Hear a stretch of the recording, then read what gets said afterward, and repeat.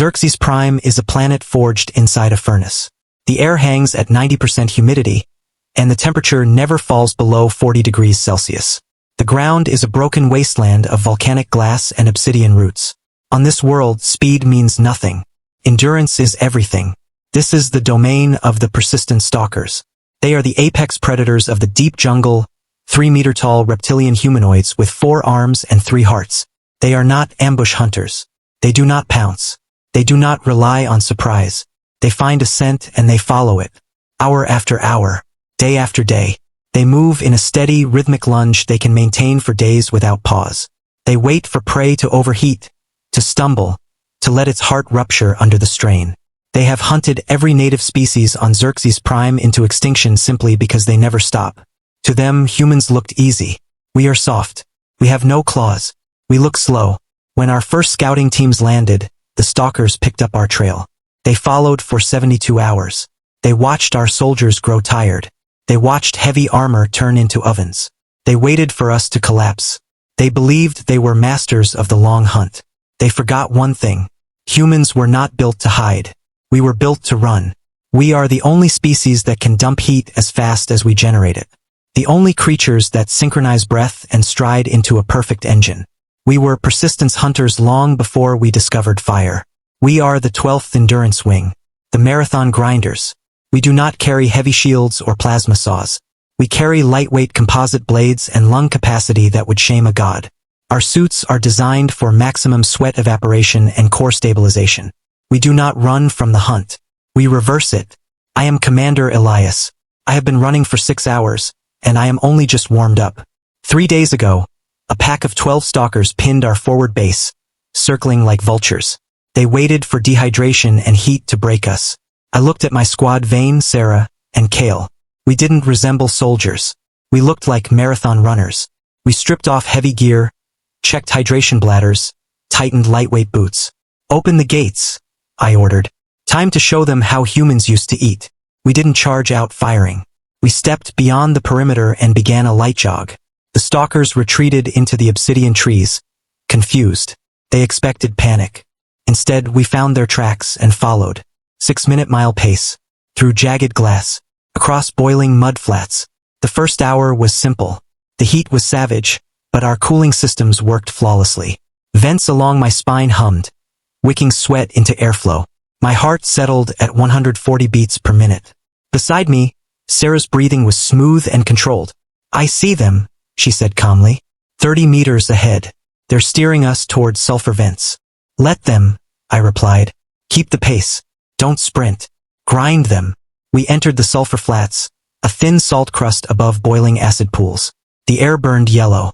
The stalkers moved quickly, spreading their weight with reptilian precision. They were fast, but they were overheating. Cold-blooded physiology is lethal in bursts. On a planet-wide sauna, it is a death sentence. They could not shed heat. Their core temperatures were rising. Hour 2 began.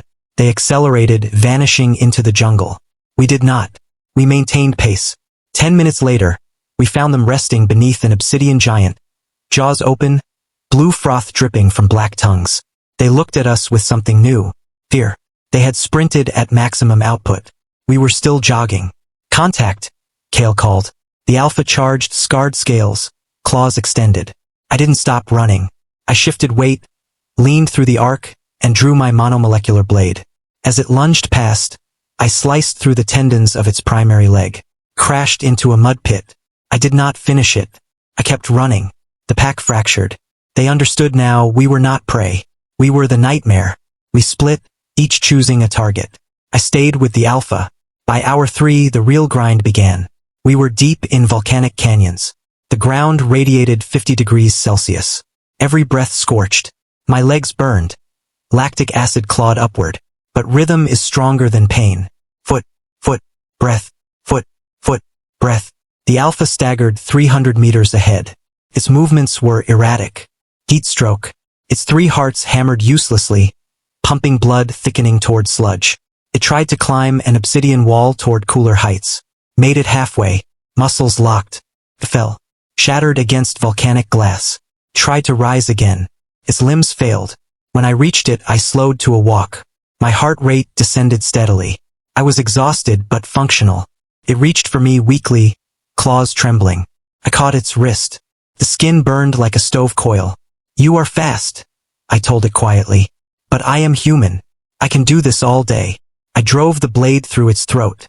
The hunt ended. No adrenaline rush. Just something older. Ancestral satisfaction. This is how we survived the savannas of Earth. This is why we own the stars. I checked comms. "Target down," Sarah panted. "He tried hiding in a steam vent. Cooked himself." "All targets neutralized," Kale reported. "They just stopped moving, Cap. They gave up." I stood beneath the orange sky of Xerxes Prime. Steam rose. Heat shimmered. But the jungle was silent. The masters of the long hunt had been run into the ground by the species that does it best. We regrouped in the canyon. Exhausted, salt-streaked, suits shredded, but standing. We walked back toward base at a steady pace we could maintain another 10 miles if needed. The Apex protocol is simple. It does not matter how many hearts you have. It does not matter how long your limbs are. It does not matter if you see in darkness or climb like a lizard. If you try to outrun a human being, you are already dead. We are the marathon grinders. We are the ones who do not stop. We turn worlds into racetracks and hunts into funerals. The pack is gone. The trail is cold. Xerxes Prime is ours. The mission is complete. We are going home. And tomorrow we run again. Please follow my channel for more videos. One click from you can change my life.